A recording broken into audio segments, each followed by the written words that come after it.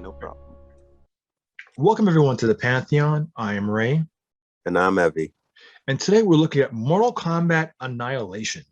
All right, this is directed by John R. Levetti. This is the guy, he was the director of photography in the original Mortal Kombat. So the guy who filmed it, the cameraman, is now directing this movie. So that's your connection between the two. Okay. This movie, well, first of all, okay, quick pro. Did you like this movie or not?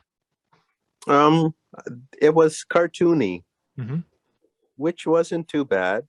Were you playing number 2 in the arcade? Like, no, did you ever?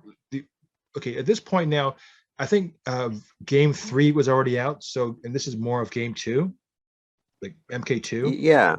So, so you had the character. Well, no, this is game 3 because you had Ermac, you had Rain, you had Sindel. Yeah, I didn't mind it.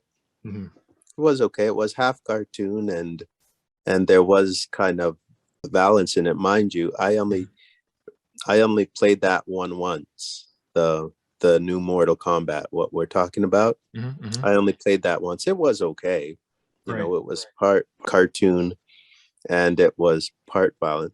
I only played it the once, so it didn't really affect me. But what I saw was pretty good. You talk about the movie, right? You played it once, right? Like you talk about the movie or the arcade? Sorry. Both. Oh, okay. Yeah. It was a good. It wasn't a bad movie or cartoon. Special effects were good. Yeah, I had nothing. You know, it was violent, but you know, whatever. Yeah, it was fine. I give that one maybe a 7 or whatever. It was fine though. Do you think it's better than was it better than the original, or where do you think it's? I think I didn't mind. Yeah, it was okay. Because at this point now, they're bringing in characters that we want to see. As a fan of the arcade, you're bringing in Sindel, you're bringing in Cyrac, you're bringing in characters that we haven't. Because in the first one, you only had 3 main characters, 3 core, right, and a couple of like villains, like Sub-Zero and Scorpion, and Goro and Kano. So like you basically you had the gamut of the first one. By the time you get to the third arcade game, you had a much bigger roster, right? And of course, they want to incorporate as much as you can and put it into the story. The problem is the stories and the characters. I think they put them in because you had access to the IP, but they had nothing to write for. So Nightwolf was really Nightwolf was an interesting character. They introduced the idea of animality, and they introduced that. It had a place for it, so that's okay. They improved on the fact that they changed Sonya Blade's character, a girl who could be more physical. They gave Jax the metal arms, so they kept it up to date. Even I think the arms with Jax compared to the 2021 version, I think I don't know if it's holds up or is still. Yeah, I think it holds up still. I think there is. They kept Robin Xiao as Liu Kang, which was amazing because he actually was the embodiment of how Liu Kang should be, or how I perceived him to be in terms of the movie. Kind of like Hugh Jackman as Wolverine. Once you have him as Wolverine, there's nobody else that can play that role for you. But when it comes to everything else, pretty much it was a waste. The animation for Reptile was just like bananas. They were traveling the Earth on his gyrosphere that uses the air currents, the heated air currents of the Earth, to move you around from one end of the country to the other end of the country, through you're from Canada to Japan. You travel through the Earth using the hot air from the Earth on this circular ball, like a hamster ball, and you would just basically ride your way through these tunnels. It's kind of like King Kong versus Godzilla. That science in that, how they travel Hollow Earth. It's very strange. Makes no sense. And then some characters, when they bring in the idea of Sub-Zero and Scorpion fighting, which is cool. It was in and out within 2-3 minutes, and it's gone. And and they never came back to it. So there was things like they were bringing characters and they would pop them out for no reason at all. You would have like Jade that would be there, and I mean she gets killed obviously, but like her role was just, what was her role? Mm. Was she a spy? Like, what was, we don't fully understood. Yeah. So like there's some things where like you have these, like you have Ermac, you have Rain. Was it Rain? No, Ermac. The guy in the red suit was Ermac. Yeah. So he splits into two, fights Sonya. That was kind of a cool, but like there's no story behind it. There was Sindel.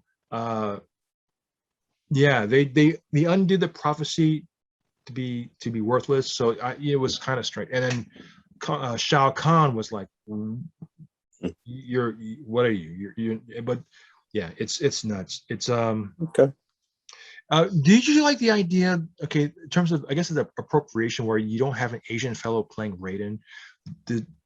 Are you in that kind of like headspace where it's like, I know it was in the first one you had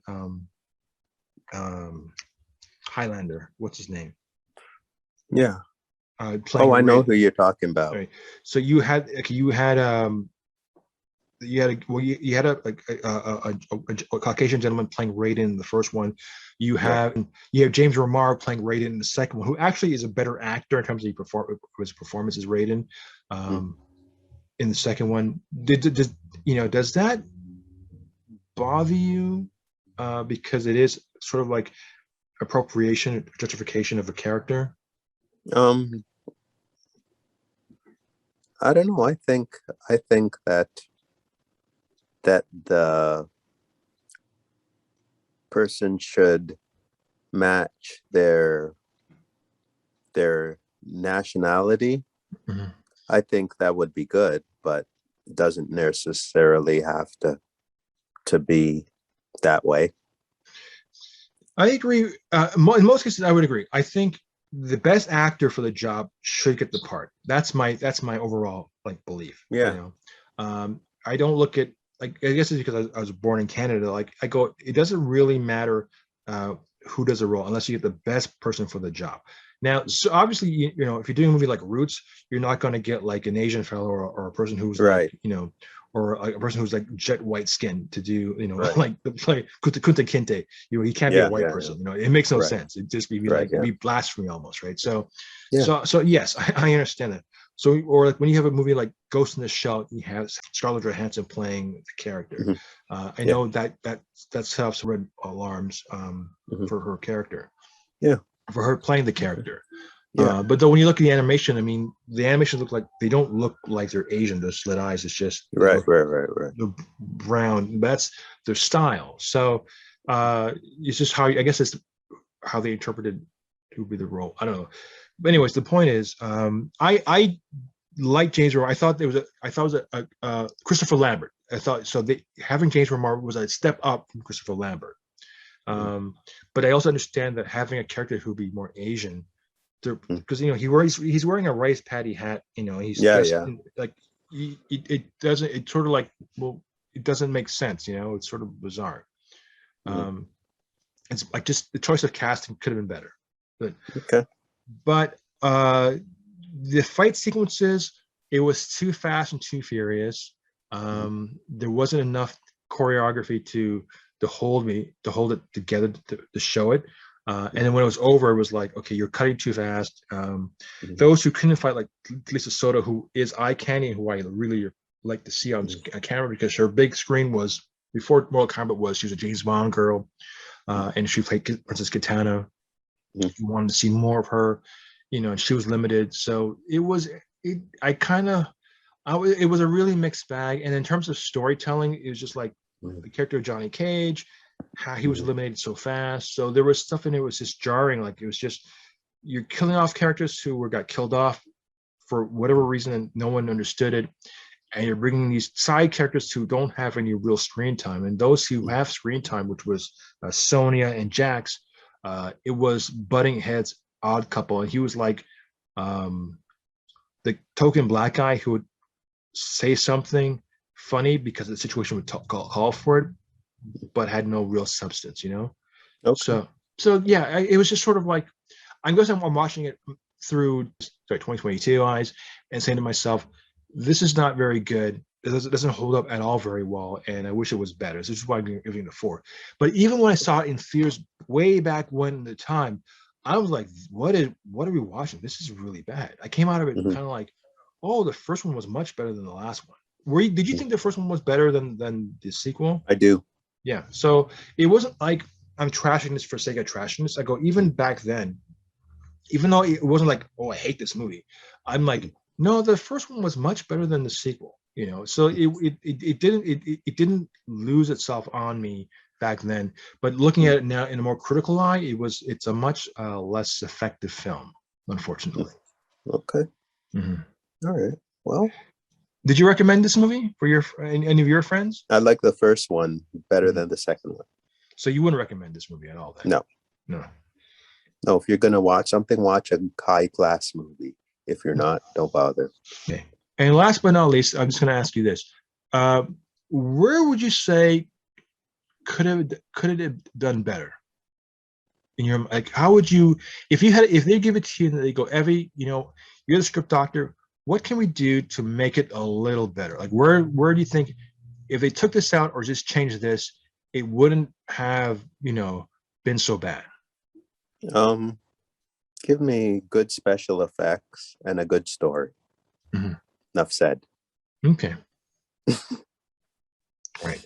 Yeah. All right. Well, in that case, I'm Ray. And I'm Evy. We'll talk to you next week.